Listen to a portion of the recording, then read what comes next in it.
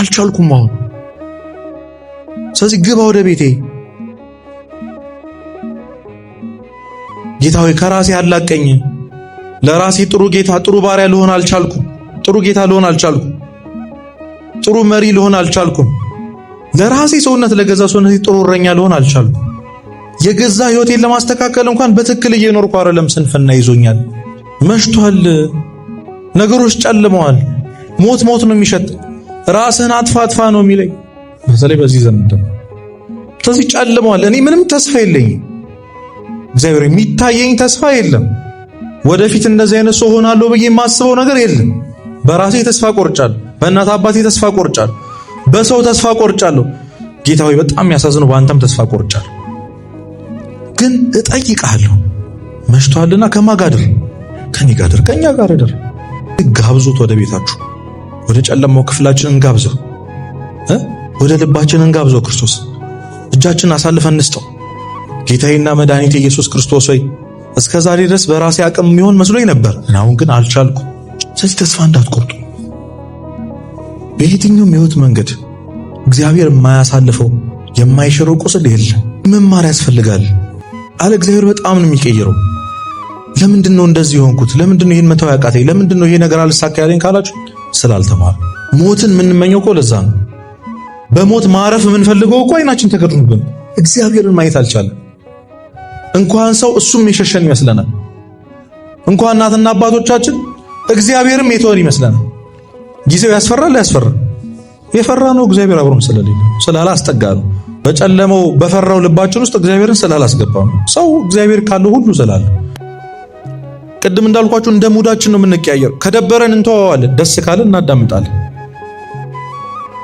ግን በየዕለቱ ቃል እግዚአብሔርን የሚማር ሰው ይድናል አንድ ቀን። ለዛ ነው ቅዱስ አፈወርቅ ዝም ብለህ ተማር፣ ባትለወጥም ተማር፣ ባይገባህም ተማር ያለው። ትዝ አይላችሁም? አንድ ልጅ በደንብ እናውቀዋለን ይህን ስቶሪ። እንግዲህ ሄዶ አያቱን አባቴ እንደው በቃ ብል አቃተኝ፣ መጽሐፍ ቅዱስ አነባለሁ፣ ቃል እግዚአብሔር እማራለሁ፣ አይገባኝም፣ መለወጥ አልቻልኩም እና ምንም አይነት ፕሮግረስ ራሴ ላይ አልቻልኩም፣ ምንም ለውጥ ላይ አልቻልኩም አላቸው።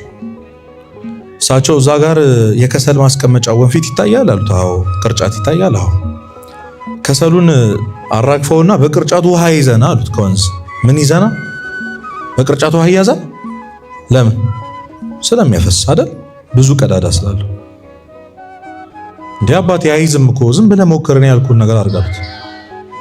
ሄዶ ውሃ ይቀዝፍና እየሮጠ ይመጣል። መንገድ ላይ ያልቅበታል። ተመልሶ ሄድና አሁንም ከወንዙ ይቀዝፋል። እየሮጠ ይመጣል። አሁንም ያልቅበታል። ቀኑን ሙሉ ሞከረ። ይሄ የማይመስል ነገር ነው ብሎ ሄደ። እሳቸው ጋር አባቴ ሞከርኩ አቃተኝ።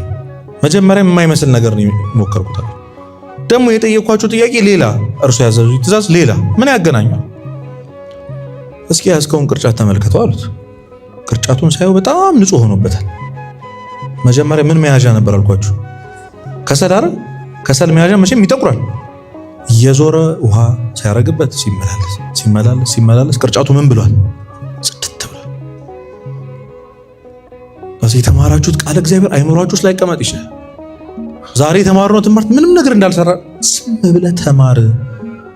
የውሃ ጠብታ፣ የማያቋርጥ የውሃ ጠብታ አለትን እንደሚሰነጥቅ ይላል ቅዱስ አፈወርቅ። የማያቋርጥ ቃል እግዚአብሔር የደነደነው ልብህ ይሰብርልሃል፣ አንድ ቀን ይሰነጥቅልሃል። አንድ ቀን እግዚአብሔርን መውደድ ትችላለህ። አንድ ቀን ለንስሐ ለሥጋው ደግሞ ለተስፋ ደስ ስለሚል ሕይወት ያበቃሃል። ስለዚህ ዝም ብለህ ምን በል ተማር። ስለዚህ በየቀኑ ቃል እግዚአብሔር መስማት ያስፈልጋል። አዎ አልገባንም እኮ ጥያቄያችን ራሱ ምን እንደሆነ ላናውቅ እንችላለን። ግን መማር መቀበል ያስፈልጋል። ከማታውቁት ሰው ተማሩ። ልክ እንደነዚህ የኤማሁስ መንገደኞች አልናቁትም። ደግሞ ስለ ክርስቶስ አንተ ልትነግረን ነው ወይ? 3 ዓመት ከምናምን ወር እኮ አብረን ነበር ከሱ ጋር። በዋለበት ስንውል ባደረበት ስናድር ነበር። ማነህ አንተ ደግሞ ስለ ክርስቶስ እኛን ልትነግረን አላሉትም። በትህትና አንገታቸውን ደፍተው ሲተረጉምላችሁ ሰሙት። ከግማሽ መንገድ በላይ እስከ መጨረሻው ድረስ እሱ ሲናገር ነበር፣ እሱ ሲተረጉምላቸው ነበር። ማን ሲሰማ ነበር? አያውቁትም እኮ ማን ነው ብሏቸው ነበር እኮ ጭራሽ። እንዴ ስለ ናዝሬቱ ስለ ኢየሱስ ክርስቶስ የነገሩት እነሱ ነበሩ። ጭራሽ ስሙን አስተዋውቀን የተፈጠረው ነገር ነግረን ጭራሽ አንተ ልታስተምረን አላሉት። መንገድ ላይ አንድ ቡቱቱ የለበሰ ሰው ሊያስተምራችሁ ይመክሩ ትማራላችሁ? አንሰማም። እግዚአብሔር ግን በማን እንደሚናገር አናውቅም። ቅዱስ ያሬድ እኮ እዚህ የደረሰው በትል ተምሮ እኮ። ስለዚህ ሁሉም ነገር አስተማሪ ነው ብሎ ማን ነው? እግዚአብሔር በየቀኑ አስተማሪ ነው። የኛ ድርሻ ደግሞ መማር ነው። ስለዚህ በማን ነው ሊያስተምረኝ የፈለገው? በምንድን ነው ሊያስተምረኝ ያስፈልገው? ዛሬ እግዚአብሔር በዚህ ቀን ውስጥ ማታ ቤታችሁ ስትገቡ እግዚአብሔር ምን ሊለኝ ሞክሯል? ምን ሊያስተካክል ተናግሮኛል ማለት ያስፈልጋል። ቀደም በጸሎት ስንከፍት ምን አለን? የዕለት እንጀራችንን ስጠን መቼ? የዕለት ማለት ነው አይደለ? ይህንን ጸሎት ሁሌ እንደግመዋለን። ዛሬ በልታችኋል አልበላችሁም? ስለዚህ ጸሎቱ ሰምሯል ማለት ነው። ግን ክርስቶስ በትክክል የዕለት እንጀራችሁን ያሉ የሚበላውን እንጀራ ብቻ አይደለም። የመጀመሪያው ስጋና ደምህን እማያስርበውን ከበላነው በኋላ ከጠጣነው በኋላ እማያስጠማውን ስጋና ደምህን ምን በለኝ ስጠኝ ነው። የህይወት እንጀራ ስጠኝ ስንለው ዛሬ ቅዳሴ ተቀድሶ የክርስቶስ ስጋና ደም ተፈቷል አልተፈታም? ተዘጋጅቷል። አያችሁ፣ የጠየቅነውን ሰጥቶናል። እኛ ግን አልተቀበልንም። እንጀራዋን የሚጠቅመንን ብቻ በላን። ዛሬ ቁርስ ምሳችንን የሰጠንን በልተናል። የህይወት እንጀራ የተባለው ሌላኛው ቃለ እግዚአብሔር ነው። ምን አልኳችሁ? እስኪ ቃለ እግዚአብሔር በሉ። ይሄንን ዛሬ ጠዋት ጠይቃችሁት ነው ዛሬ የሰጠን። ስለዚህ ነገም ያን ጸሎት ስንጠይቀው የዕለት እንጀራ በሰጠን ቁጥር ስጋና ደሙንም የሱንም ቃል ይሰጠናል። መቀበልና መብላት የኛ ድርሻ ነው። እንዴት እንደሚያስተካክል ደግሞ የተማረ ሰው ያውቀዋል። ለዛ ነው ልባቸው የተቃጠለባቸውን አላወቁትም። ማን ነው ይሄ ሰው እያሉ። ስለዚህ ካገኘነው ነገር መማር ያስፈልጋል። እግዚአብሔር ከሁሉም ነገር ትምህርት ያመጣል። ሁሌም በየቀኑ ያስተምራል። ሁሌም ስብከት። አሁን ደግሞ እንደኛ ዘመን እኮ ሰባኪ የበዛበት ጊዜ የለም። ሁሉም በጣም ብዙ መምህራን አሉ። ድንቅ በእጃችን እኮ አለ ትምህርት ቃል እግዚአብሔር። የድሮ አባቶቻችን እኮ ትላልቅ አባቶች ጋር ሄዶ ለመማር እኮ ስንት ኪሎ ሜትር ነበር በእግራቸው የሚሄዱት። እኛ እኮ ቤታችን መማር እንችላለን። ከዚህ በላይ ምን ኦፖርቹኒቲ አለ? ወንጌል በዓለም ሁሉ ይሰበካል የተባለው ትንቢት እኮ ተፈጽሟል። ያልተሰበከበት ቦታ አለ እንዴ? ክርስቶስ ስም ያልታወቀበት ቦታ አለ? የለም። ከዚህ መማር ያስፈልጋል። ቃል እግዚአብሔር በጣም ነው የሚቀይረው። ለምንድን ነው እንደዚህ የሆንኩት? ለምንድን ነው ይሄን መተው ያቃተኝ? ለምንድን ነው ይሄ ነገር አልሳካ ያለኝ ካላችሁ ስላልተማሩ። ያስተማራቸው መጨረሻም ሲደርስ መሸ፣ ጨለመ። ስለዚህ የትምህርታችን ርዕስ ምን ነበር? መሽቷልና ከማጋደር ከኛ ጋር ሰው ቅድም እንዳልኳችሁ ከኢየሩሳሌም ቢሸሽም መጸለይ እንዳለበት ቃሉን መማር እንዳለበት፣ መጨረሻ ላይ ግን በዚህ የጨለማ ሕይወት ውስጥ ክርስቶስን መጋበዝ አለበት። እግዚአብሔር ማንንም ሰው አስገድዶ አይምርም። ማንንም ሰው አስገድዶ ወደ ኢየሩሳሌም አይመልስም። ማንንም ሰው አስገድዶ የራሱ አያደርግም። እግዚአብሔር ለሁላችን ነጻ ፍቃድ ሰጥቷል። ያንን ማድረግ የምንችለው መዳን ከፈለግን መዳን የምንችለው ማንን ያንን። ስለዚህ ጋብዙት ወደ ቤታችሁ፣ ወደ ጨለማው ክፍላችን እንጋብዘው፣ ወደ ልባችን እንጋብዘው። ክርስቶስ እጃችን አሳልፈን እንስጠው። ጌታዬና መድኃኒቴ ኢየሱስ ክርስቶስ ሆይ እስከ ዛሬ ድረስ በራሴ አቅም የሚሆን መስሎኝ ነበር፣ አሁን ግን አልቻልኩም። ችላችኋል? በራሳችሁ አቅም አልቻልኩም አሁን። ስለዚህ ግባ ወደ ቤቴ፣ እምነትን ጨምርልኝ፣ የሰጠኝን ነፃ ፍቃድ አሳልፌ እንድሰጥህ ከራሴ አላቀኝ በሉት። ጌታ ሆይ ከራሴ አላቀኝ። ለራሴ ጥሩ ጌታ ጥሩ ባሪያ ልሆን አልቻልኩም። ጥሩ ጌታ ልሆን አልቻልኩም። ጥሩ መሪ ልሆን አልቻልኩም። ለራሴ ሰውነት ለገዛ ሰውነት ጥሩ እረኛ ልሆን አልቻልኩም። የገዛ ህይወቴን ለማስተካከል እንኳን በትክክል እየኖርኩ አይደለም። ስንፍና ይዞኛል አይደል? ስክሮል ሳደርግ ነው የምውለው። ማመሻው ተኝቼ ነው ማር መትጋት አቅቶኛል ለራሴ ህይወት እንኳን። ስለዚህ ከራሴ ምን በለኝ አላቀኝ። ከራሴ አላቀ የራስህ አድርገኝ። ያንተ ልሁን ጌታ ሆይ ማለት ያስፈልጋል። በነገሮች ሁሉ እጆችህ ይቅደሙልኝ ጌታ ሆይ። ፈቃድህ እስኪ ፈቃድህ በሉ ይሁን። የእግዚአብሔር ፈቃድ ሁሌ መልካም ነው። አባት ለልጁ እንደሚያስበው ከምንም ነገር በላይ እግዚአብሔር ለኛ ያስባል። ሁሌ መልካም። ስለዚህ መሽቷል ጌታ ሆይ ጨልሞብኛል፣ ወደ ራስ እደር ማለት ያስፈልጋል። ይሄ ደግሞ የንስሐ ትርጉም። ሄደን የንስሐ አባቶቻችን ፊት ወድቀን ህይወቴ ጨለማ ነው ብሎ ማመን ያስፈልጋል። ብዙዎቻችን እኮ ስላላመንን ኢጎ ይዞን እኮ ትዕቢት ይዞን እኮ ሰው ንስሐ ማይገባው ጻድቅ ነኝ ብሎ ካሰበ ብቻ። ታዲያ ለምን ነው ንስሐ ማንገባው? እንደ መሸ ካላወቀ አንድ ሰው ለምን መሽቷል፣ ነገሮች ጨልመዋል፣ ሞት ነው የሚሸጥ፣ ራስህን አጥፋ ነው የሚለኝ። በተለይ በዚህ ዘመን ደግሞ ስለዚህ ጨልመዋል። እኔ ምንም ተስፋ የለኝም። እግዚአብሔር የሚታየኝ ተስፋ የለም። ወደፊት እንደዚህ አይነት ሰው ሆናለሁ ብዬ የማስበው ነገር የለም። በራሴ ተስፋ ቆርጫለሁ። በእናት አባቴ ተስፋ ቆርጫለሁ፣ በሰው ተስፋ ቆርጫለሁ። ጌታ ሆይ በጣም የሚያሳዝነው በአንተም ተስፋ ቆርጫለሁ። ግን እጠይቅሃለሁ መሽቷልና ከማን ጋር እደር? ከኔ ጋር እደር፣ ከኛ ጋር እደር። ምን ላይ ነው ተስፋ ያልቆረጥነው? ካሁኑ እኮ መፍራት ጀምረናል። ካሁኑ ነገሮች ድብልቅልቅ ሲሉ ወይኔ እንዴት ነው የምንኖረው?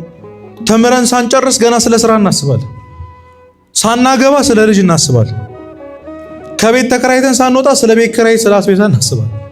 ሁሉን ነገር እኛ ማድረግ እንዳለብን እየተሰማን ከብዶን ቁጭ ብለን አያስፈራም? አሁን ጊዜው ያስፈራል? ያስፈራ። የፈራ ነው እግዚአብሔር አብሮን ስለሌለ ስላላስጠጋ ነው።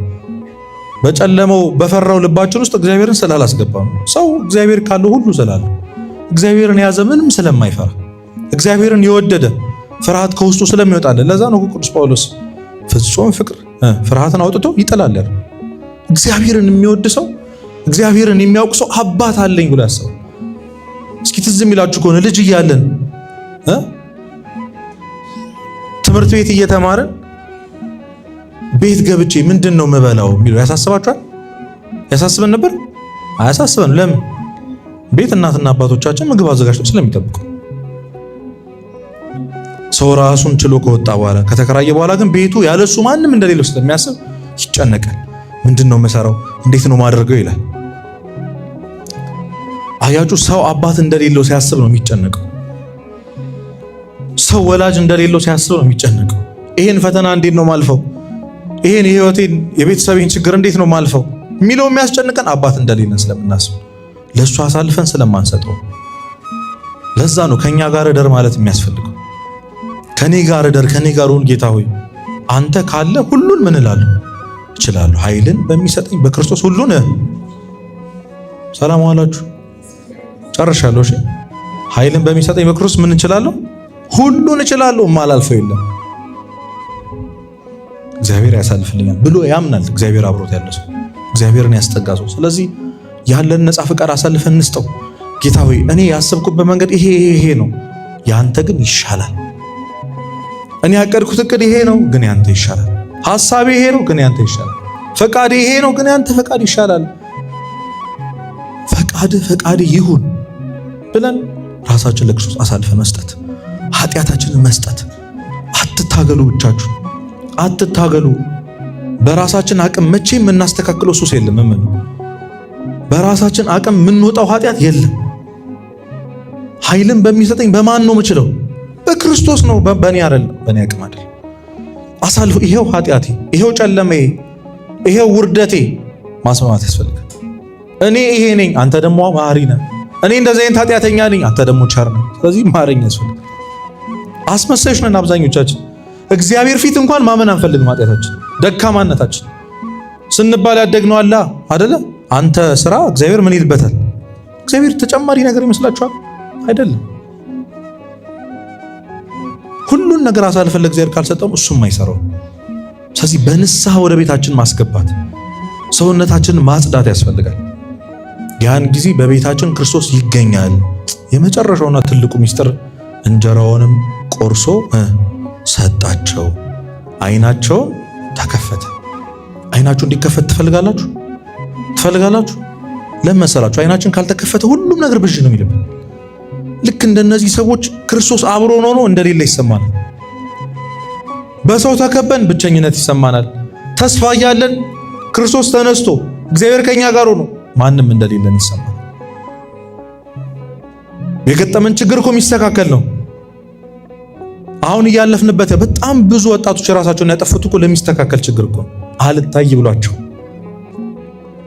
አይኖቻችን ተከድኖ እኮ ሞትን የምንመኘው እኮ ለዛ ነው። በሞት ማረፍ የምንፈልገው እኮ አይናችን ተከድኖብን እኮ እግዚአብሔርን ማየት አልቻለም። እንኳን ሰው እሱም የሸሸን ይመስለናል። እንኳን እናትና አባቶቻችን እግዚአብሔርም የተወን ይመስለናል። እንኳን ቤተሰብ ማለት ነው። እና ሰው ከሰውም ከእግዚአብሔርም ከራሱም ከተጣላ መጨረሻው ሞት ነው። በቅርብ እየሰማን ባለው ነገር ማለት ነው። ሞት ነው የሚታይ። ክርስቶስን በአይናችን ማየት ካልቻለን ሞት ነው የሚሸት። ሰይጣን በቀላሉ ለሚፈታ ችግር ለጊዜያዊ ችግር